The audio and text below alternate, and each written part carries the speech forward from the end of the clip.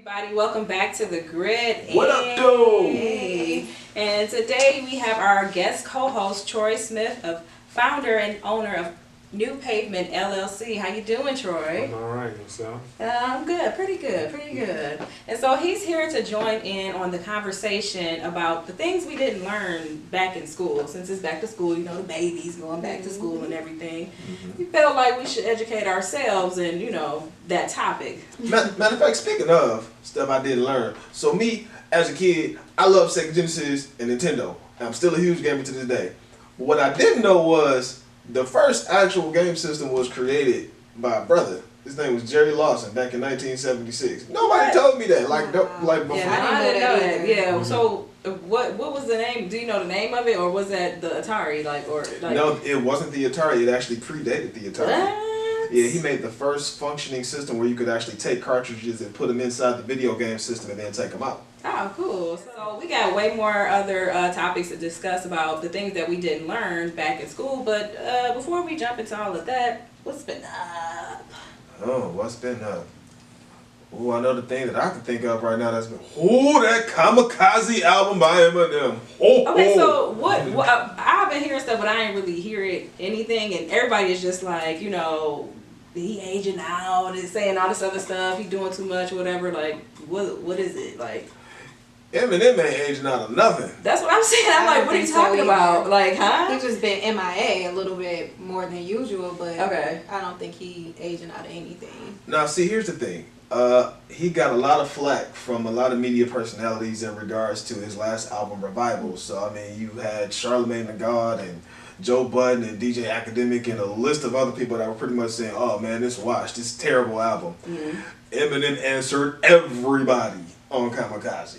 So was it terrible? Okay. Oh man, Kamikaze is a classic. Like right now, like after the first, right now. And you know what? But see, the thing is, I was seeing people on Facebook saying how, like, I guess the style that he's doing is like, you know, okay, he's doing the same thing, and like we're not 17 anymore, and all this other stuff. And I'm just like, but that's him. Like, what you mean? Like, I don't. That's why I'm like, I'm not seeing it, and I'm not getting it. Like, I heard one song, but I don't get what they saying, so I'm like, is it trash or something? Like, yeah, I've been hearing a lot from Joe Budden going off on him, saying things like all he's doing is making a bunch of words rhyme, things like that. And I'm just like, man, I'm in shock that they going at it because I know they were once great friends. Yeah.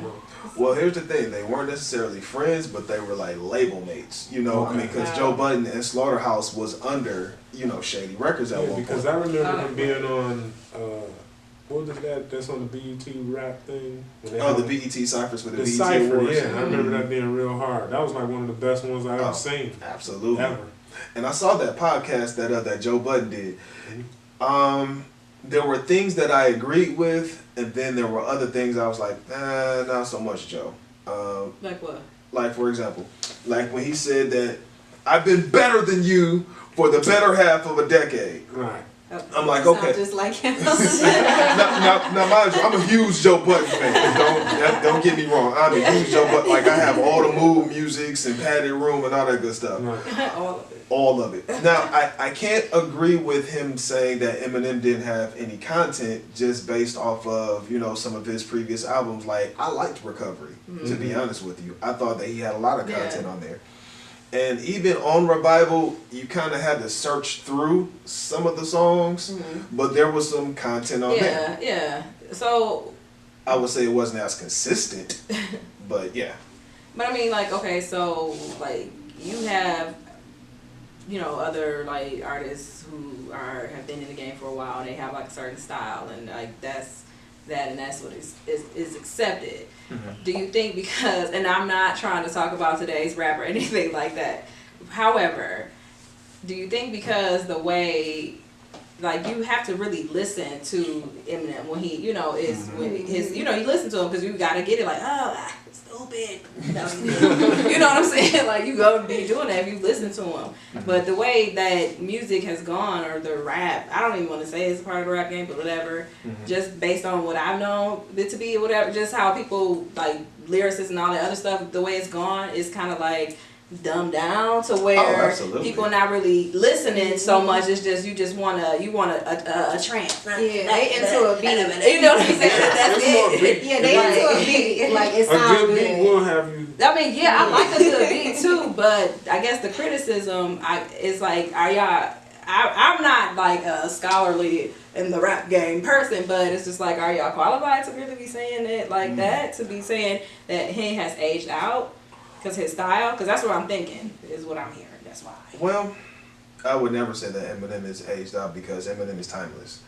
What I will say is that he's definitely, with the Revival album, has came so far from, you know, the Slim Shady LP and the Marshall Mathers LP, because think about, he was talking about like all the pop artists at that time, how he did like the Backstreet Boys Right. and Instinct and you know, Christina Aguilera. Everybody has their Did you say preference. instinct? I said, I mean that's what he said. said. But then you go to him doing songs with Pink and Beyonce. It's like, okay, these are the same pop artists that you would have completely dismantled when you first came out. Now you're It's working kind of on like a it. 50 Cent Ja Rule type thing. You say something about somebody singing and then you singing on that. Right.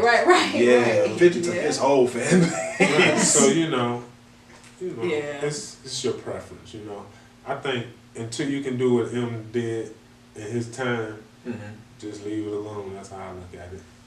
Damn. I can agree. I can agree with that.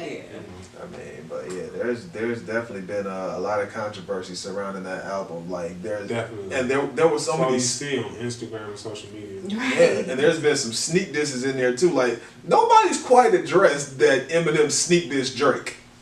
Nobody really for real acknowledged that. Like, oh, sorry, I took forever. Like, oh, he was on the song with Forever with Drake. Oh, I get it now. Sorry, I took forever because he was the better lyricist on the song. And I was like, oh, okay, I see what you did there.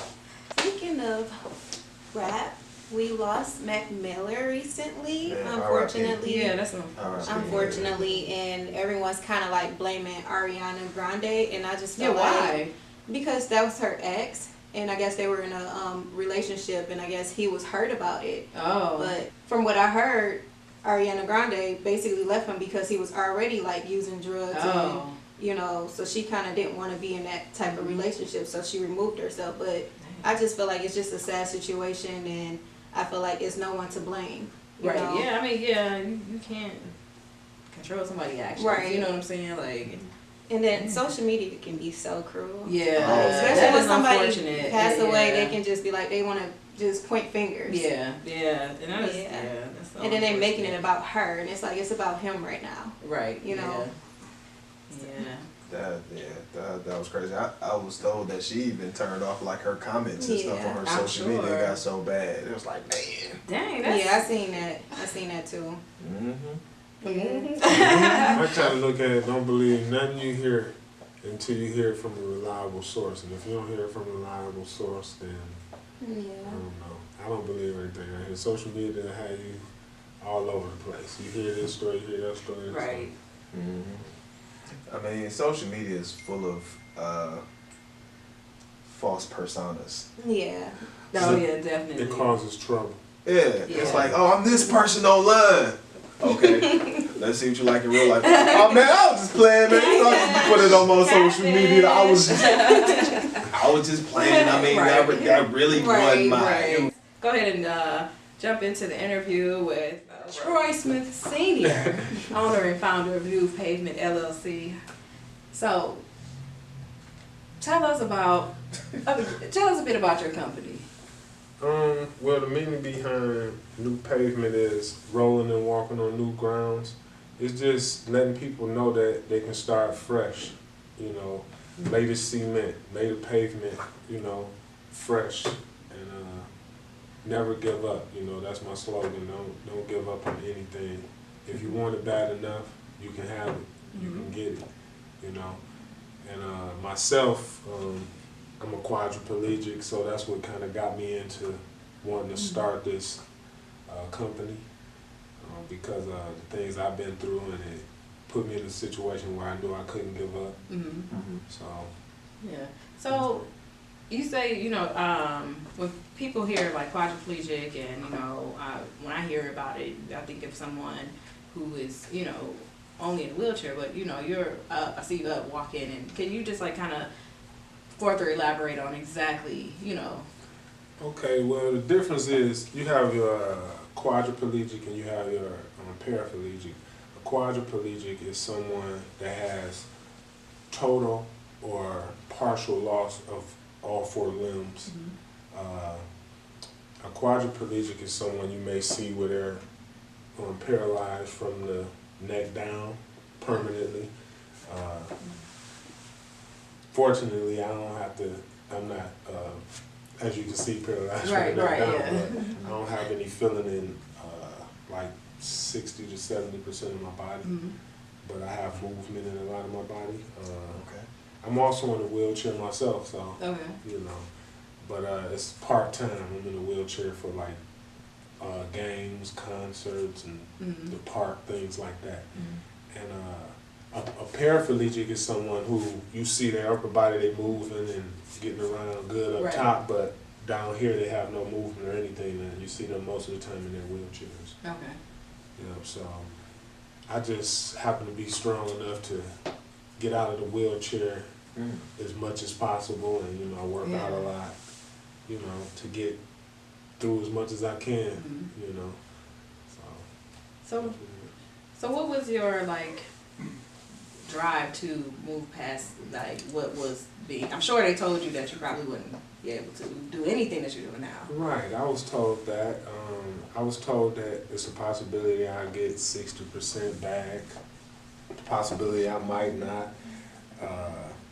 I was even told by some doctors that it might be 80%. It's like you never know. It depends on the person, obviously, because there are people like me with the same symptoms that can't do what I'm doing.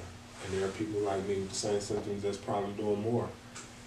I know a few myself that has the very same symptoms as me. I'm a C4, C5, C6 spinal cord injury patient. So I shock a lot of people. I surprise a lot of people with the things I do. Yeah. I have a question for you. So I'm sure you had to go through physical therapy at some point. And for you to be in like, you know, the shape that you are in, you know, which is phenomenal considering everything that's going on. Was that stuff that the physical therapy place actually told you about, or was this stuff that you researched on your own? Was like, okay, I gotta drive. I need to go ahead and, you know, make this go. Okay, well, physical therapy definitely plays a role in it. I have quite a few good therapists that I work with that really help me in different areas. But I'm a personal trainer, so that right there, you know, I already had some drive from that, and, you know, and I've always been in pretty good shape, you know, since I can remember. So, you know, that helped out a lot to get me to where I'm at. But so that's what it's all about, you know. It's a lot of people like me, and it's a lot of people that's worse off than me that's handling it better. There's some people that's not handling it. But this right here definitely make you, sometimes it can cause a person to make them want to take their life. A lot of people kill themselves behind this yearly, you know, and I want to try to prevent that, you know. I also want to try to bring awareness to people knowing it could be anybody that can end up like this.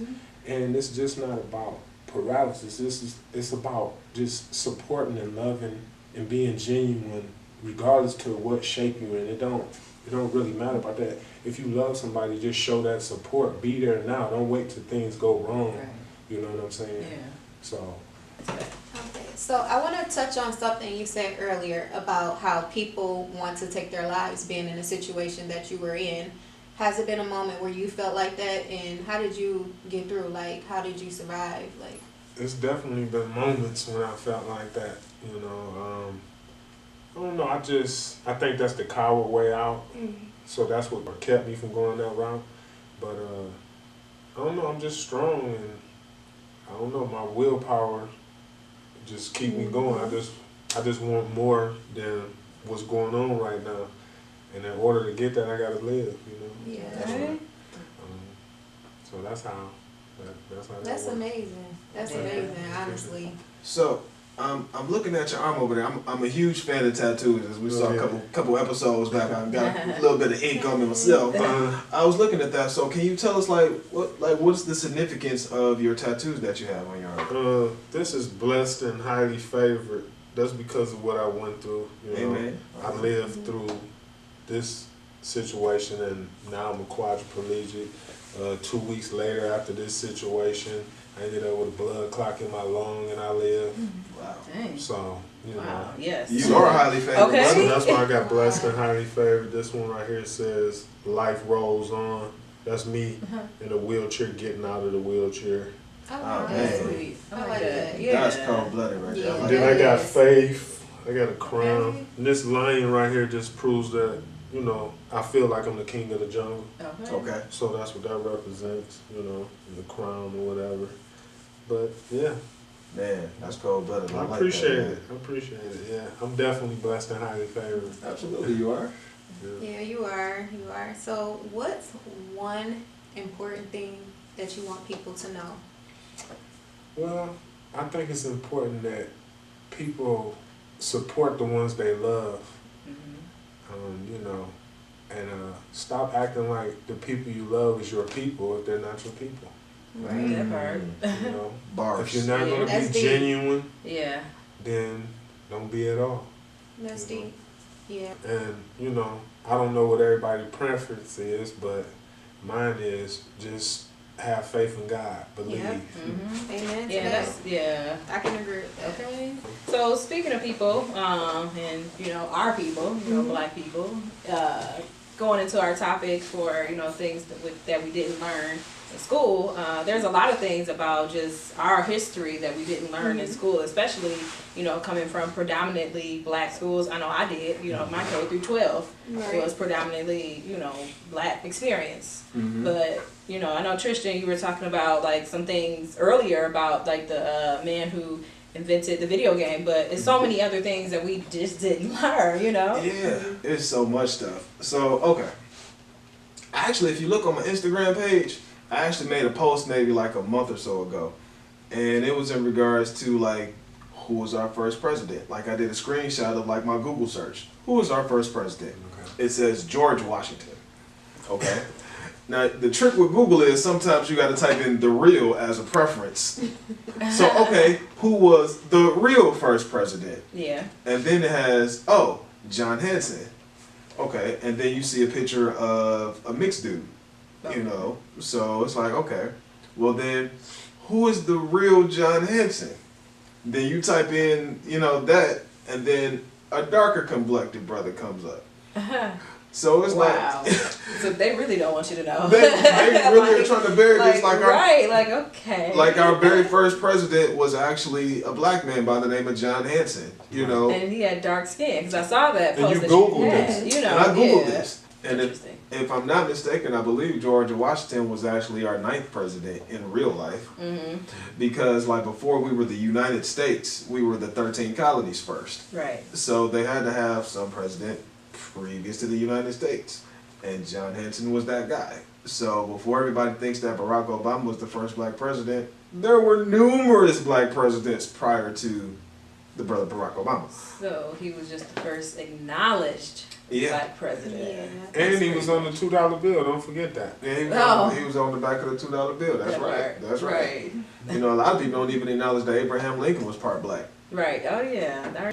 And then also, once again, if you look up some stuff on Google, you look up Santa Claus, you see the jolly old guy with the pot belly and white guy. Yeah. That's what we historically know. Mhm. That's historically what we know.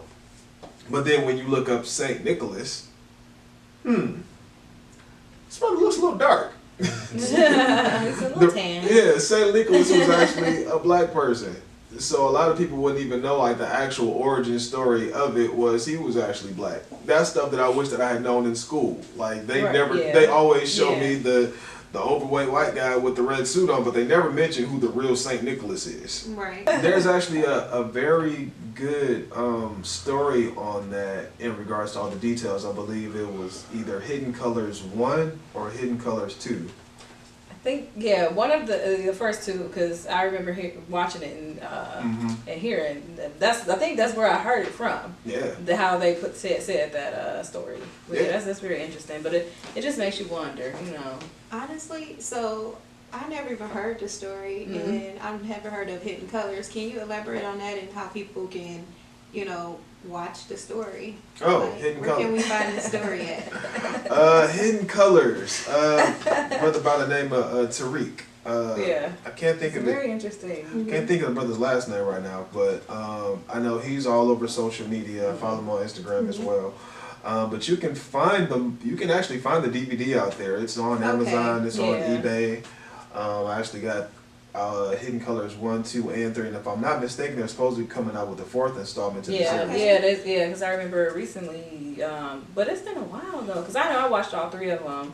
I know they were on YouTube, but I don't know if they still are. But I would say buy them. YouTube has everything. It's very so it was very enlightening. I'll say that. Especially on Black culture, Black history, And yeah, a lot of people don't even know like the Statue of Liberty was actually supposed to be a liberated black woman. Because when you look at the Statue of Liberty, it has rather European features to it. Yeah. Europe was already free. So, but a lot of people don't realize like on the foot of the Statue of Liberty, if you look closely to it, there's actually a shackled chain right there. Oh wow. That was actually supposed to be the significance of the Statue of Liberty because free from slavery. Okay. Yeah. So that's I didn't even know that. Yeah. I didn't know that at all. That's stuff that we never learned in school. No, Right. not at all. Like, really? I'm gonna look that up. Right. Like for real, look at the picture, like to see, because I never paid attention to it. So, but yeah, so another thing that, I found out that someone we should have known about, especially when it talks about civil rights and just, Black history, period, is Ella Baker. She was a civil rights activist. I would call her the mother of civil rights because she was very much so in the grassroots and like the foundation of that whole movement, because she was always for like workers, unions, civil rights, women's rights.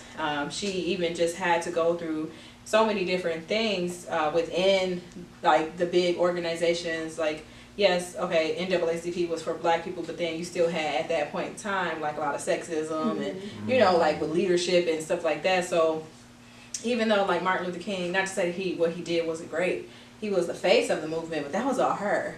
Like, coming to find out, you know what I'm saying? Like, that was all her, pretty much. Like, she was with, in the beginning, like, in the founder, but she's not necessarily labeled as a founder, but she was, like, one of the founders. She helped with SNCC, other grassroots organizations. She's definitely somebody who is, very monumental in the civil rights movement, and I've heard nothing about her until I got to college.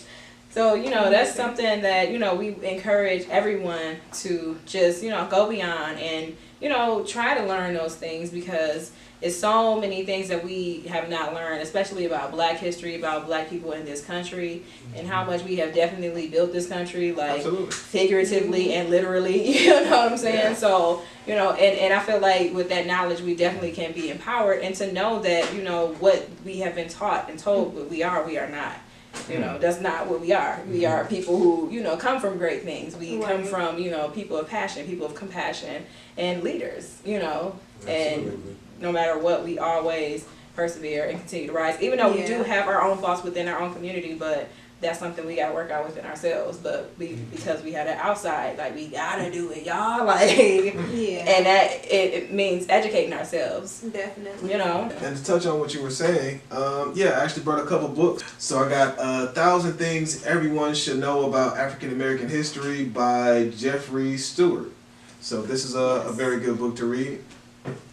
And then What They Never Told You in History Class, Volume 1. This one right here was like my holy grail for a lot of different reasons in regards to figuring out what our history was, because you go to social studies class and a lot of stuff they not going to tell you what's in this book. So this is definitely a very good read to have.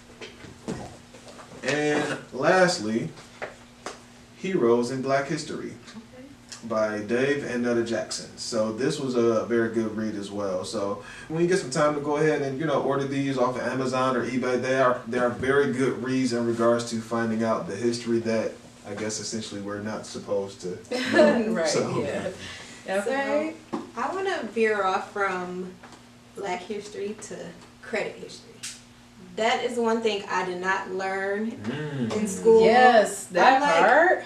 You go to school and you learn so many different things, but they don't necessarily prepare you for real life things. Mm-hmm. And I feel like it's things like that we should know, especially, you know, going from, you know, teenagers to adults. Yeah. So I know now that I've been in like workshops and things that'll teach you. I feel important. Yeah. So I feel like with, you know, schools, teach us, you know, history, teach us math, science, English, but also teach us the things that will prepare us for real life. Exactly. So some of it's simple stuff. Yeah, it is. Yeah, simple life skills.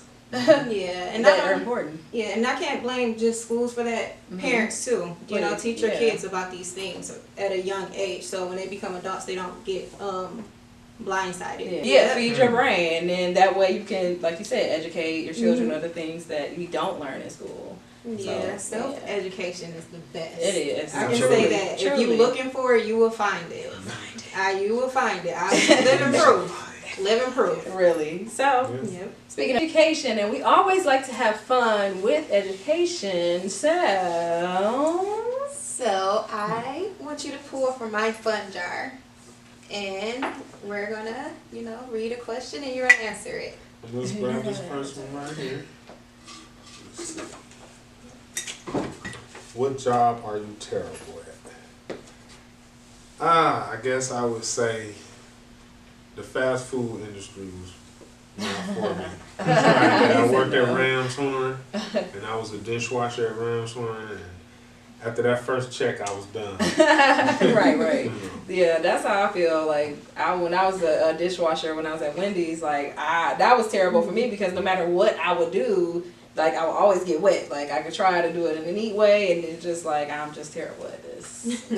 I was okay with it until the weekends because the dishes coming. Right. Steady coming. Yeah. It's not like on a weekday.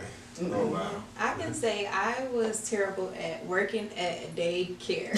Oh my God, all those kids, and then you turn your back, one kid hitting the other kid, and you got to write out a report, and it make it seem like you're not watching, but you got like 5 other kids over here. Yeah. You got to change this person's diaper, and it just was a lot. And I'm so surprised that I didn't have patience. I was young.